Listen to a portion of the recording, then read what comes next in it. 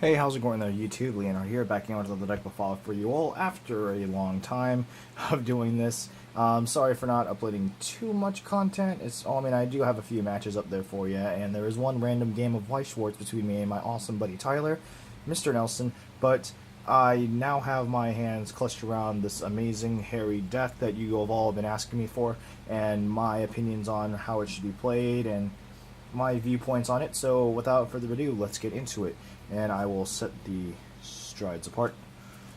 Do this main deck first. So, of course, we play the 4 Wizard Harri. I'm not going to bother reading the skill. I don't have too much space on this camera right now, so I'm just going to, if you guys know the skill by now, I'm just not going to waste your time with that because I'm sure it's a little annoying. Next, I play 4, to finish off the grade 3 lineup, 4 Flying Manticore.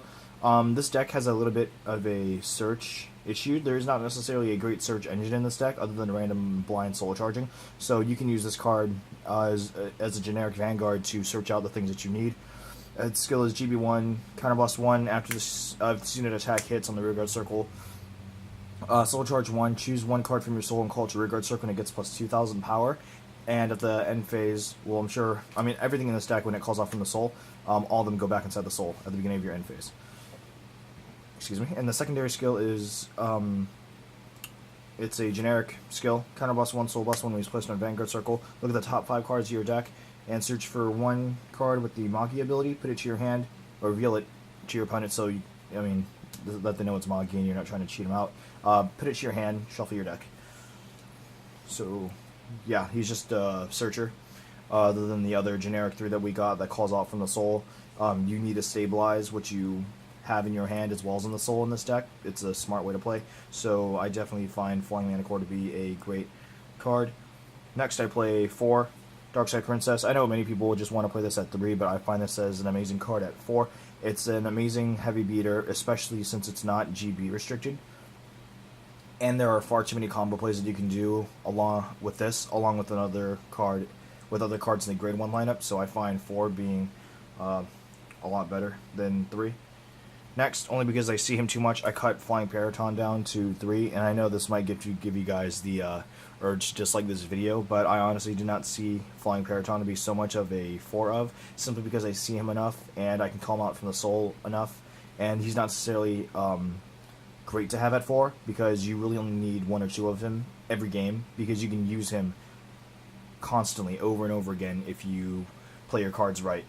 Basically, with the way this version of Pale Moon works is you do not need to constantly soul charge to get your cards. You soul charge the same cards at the beginning of your end phase that you used, and then you replay those combo plays and maybe switch it up a bit to fool the opponent and make better columns, more draw power, more attack power, and all that. But all with the same cards, so you no longer have to constantly search.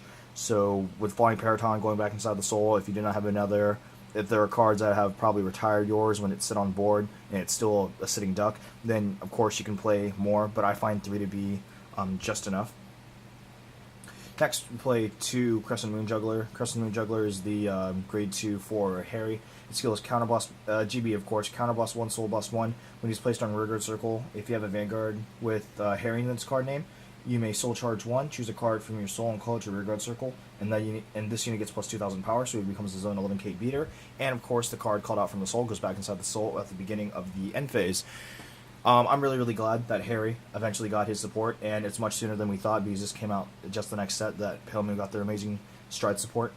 I only want to play him at 2 because there aren't too many times that you want to use him, especially since he's on call, and with the amount of counterblast you can do in this deck, you want to keep it at a nice sufficient amount. You don't counterblast too much in here, and there are ways to get your damage countercharged, so I find him to be a good 2 of, especially because I want to play another card in this grade 2 lineup.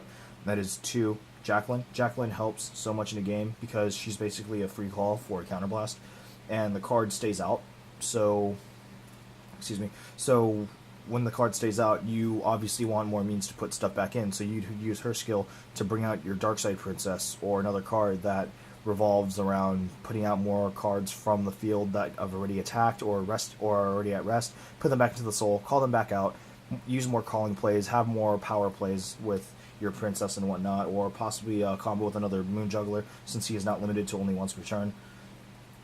So yeah, 2 Jacqueline. If you guys are not comfortable with Jacqueline, because I know many people are not, you can totally cut her out for 1 more Moon Juggler and another Flying Paraton. Or if you're not comfortable with the Dark Side Princess, cut her down 1 and increase Flying Paraton to 1, and then increase your Crescent Moon Juggler to 1. But Jacqueline, fair card in this deck. Next, your Stride Enablers, apples, absolutely mandatory. Apples. Ah.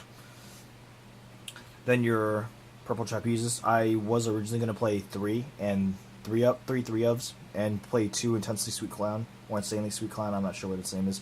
But I don't find him too necessary, especially because the columns you can make and the powers that you can obtain. When you have situations where your Vanguard is attack, or like you have a unit and its column and it's going to attack for 16, let's say, but if you got all these boosts and whatnot, it's only going to be 20, it's going to be 21. Well, if you have to make columns that are like 24 or 27, it's still only going to be a 15 to 20 to 25k guard, all the same way, and the numbers that you can make with the clown and all the others, they don't necessarily make too big of a difference. So in terms of consistency, I'd love to play more of these, especially if you soul charge or damage check a lot of your bunnies and you cannot get your 3s by any means. Then you definitely have your Stride Enablers there for you, because you must stride in this deck as much as you can, hopefully every single turn until game. And your Purple Trapezes are obviously there for the biggest combo plays you'll ever do in your entire life. So, yeah. I am missing now. I mean, for this next card, I am missing one. So Shimikaze is going to be in here in this video for a replacement. I'm missing one Hoop Juggler, or Hoop Master, forgive me. And this is the new Perfect Guard from the GBT06. And her skill is, well, she's one of those, like, clan restricted. Well, I mean, not restricted, but she's one of those clan Perfect Guards. Like, it has a very special ability that's unique to its own clan. And its skill is, well, choose a card from your hand and discard it. When it's placed in Guardian Circle, you can only guard the Vanguard with this. So, which is absolutely fine, because most of the time you're never going to have a field left for your opponent to attack. So all the attacks are just going to be directed at your Vanguard. And this card also gives you a lot of good field presence because of its secondary skill.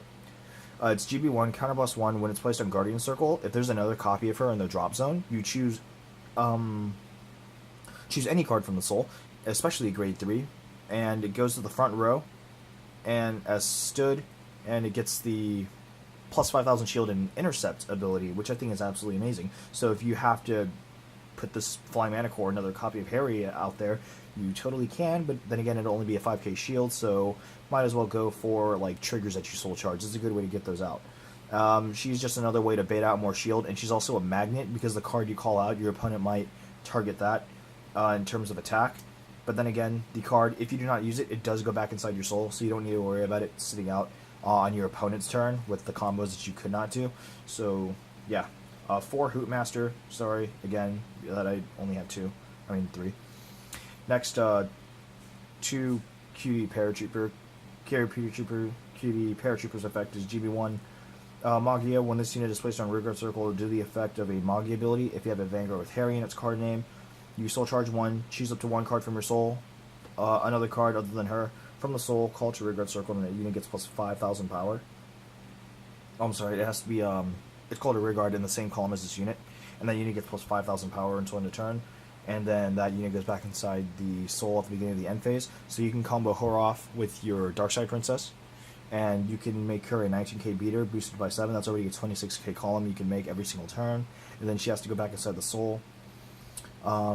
That's fine, because then you can combo her off.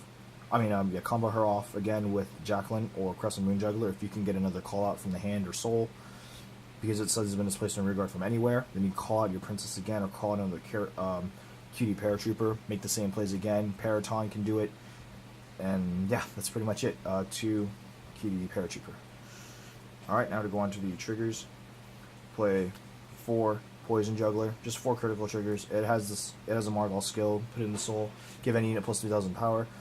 This deck is not really too reliant on your crits, it's more reliant on other triggers, so I only play 4 because it's a little bit more consistent that way.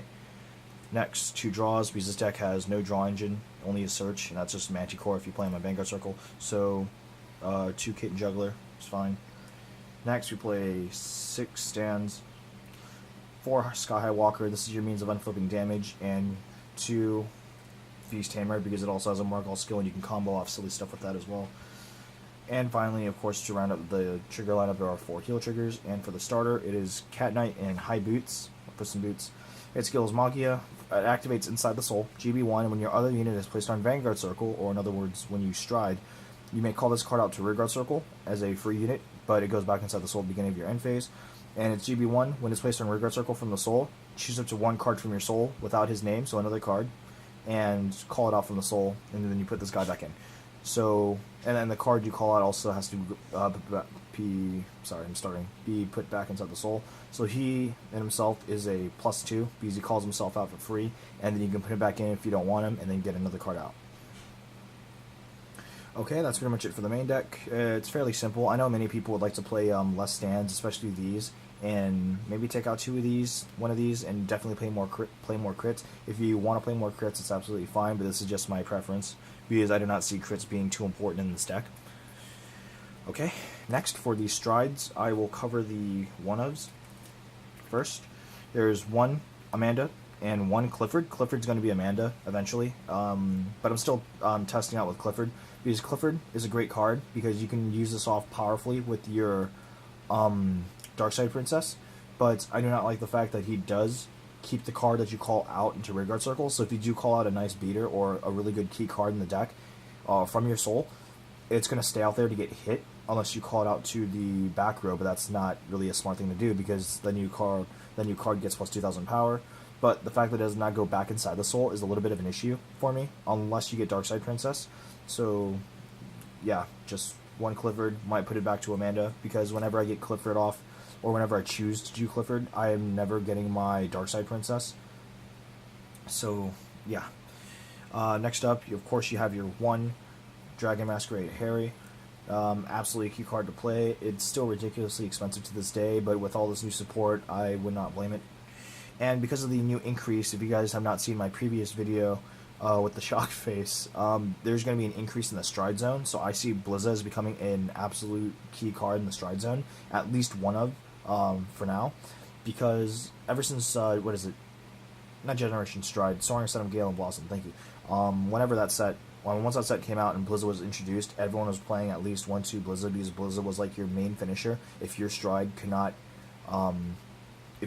easily be guarded against, because no stride got too much power back in that time when strides were still so early in its game.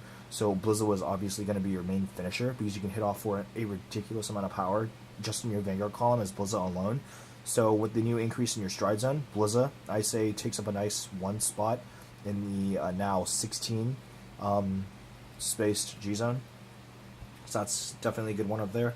You guys do not have to play Blizza, obviously. I mean, that's obviously my own type of tech. You can play another Clifford or Amanda if you want, but I find Blizza to be a key card, and because this deck does not counterblast too much at all, you really do not need to worry about your Blizza.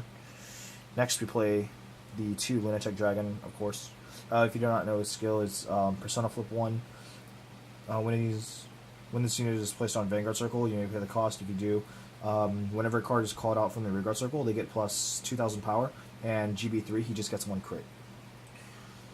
And then, of course, you play your 4 magnificent Curtain Call Announcer Mephisto. I think I'm saying that right. I really hope I'm saying that right. His skill is, it's an act, but although it's once per turn, you flip up any card in the damage zone. I mean, not damage zone, your stride zone. So if you do not need to use your Clifford or Amanda, or if you haven't used them yet, you can totally get rid of that. If you know that you cannot get your Harri off, unflip that. You can get the Blizza or but most likely another Mephisto because of his skill. So during your turn, all your units get plus 1,000 for each face up of him in the stride zone. And then choose up to 1 card from your soul for every 2 face up in your G zone with the Magi ability, and then you call them to separate Rearguard Circle, and they each get 5,000 power each. However, at the beginning of your end phase, they have to go back inside the damage zone. Damage zone. Why am I keep saying damage zone? It's not Angel Feather. Your soul. So he's definitely a key card, and I'm really, really glad that Bushiroad was smart to give a much better stride, because Harri is absolutely fine, but Lunatic, I always saw, was a little too weak, because you can call off many cards from the soul and make decent plays by giving +4 to a column, but it was never really that good. With him getting a crit, he's obviously perfect guard bait. But with Mephisto, you can get off more calls, everybody gets power, and new cards get even more power. So definitely a absolute must for a 4 of.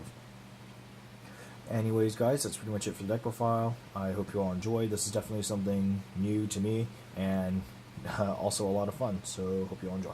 Alright, this is Leonhard out. Peace.